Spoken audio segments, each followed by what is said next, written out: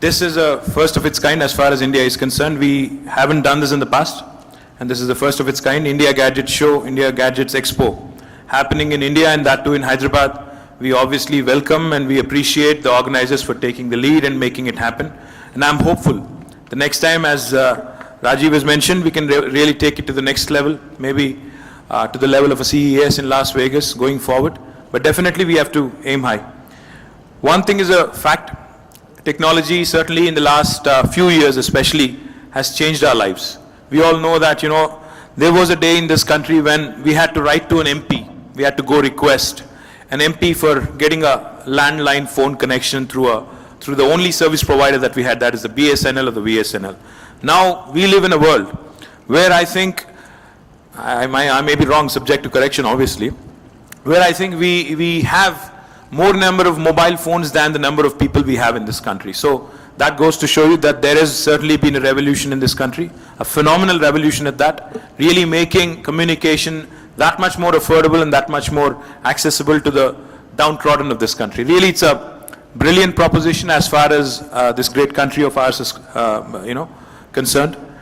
It really has changed our lives, and definitely the world at large is looking at India with a lot of interest. The world at large is looking at India with a lot of intent. I've met a lot of global players in the last 15-20 days, and most of them, whoever we have approached, whoever we have asked to come invest in India and be a partner in our growth, especially in Hyderabad, most of them have been receptive, most of them have been very, very positive. So it goes to show you that India is definitely now a global player as far as attracting investments is concerned, as far as going forward in the whole area of information technology and communications is concerned. This India Gadget Expo is an initiative by Hightex, which is a joint venture between the state government and L&T. It aims to be an annual technology platform for the consumer electronics industry to converge and connect. So we obviously welcome it, and as Rajiv had mentioned, it tries to, or it wants to, it is wanting to emulate the big B2B shows such as CES in Las Vegas, the Gadget Show in the UK, and the Mobile World Congress in Barcelona.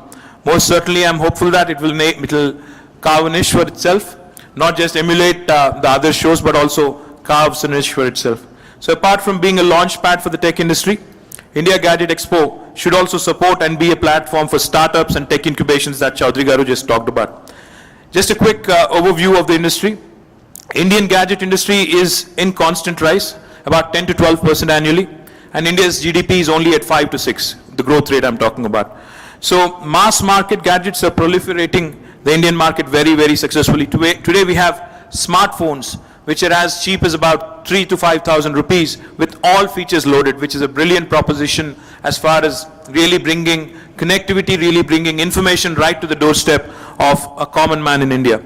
Today, the common man is able to afford luxury gadgets with pride. About 500 plus million Indians now actually own a mobile handset today. Almost every Indian middle class household has a PC or a laptop or a tablet, and so is the broadband penetration. Well, the new generation engages more with digital technology and devices, making digital a very, very accessible word and accessible medium of communication.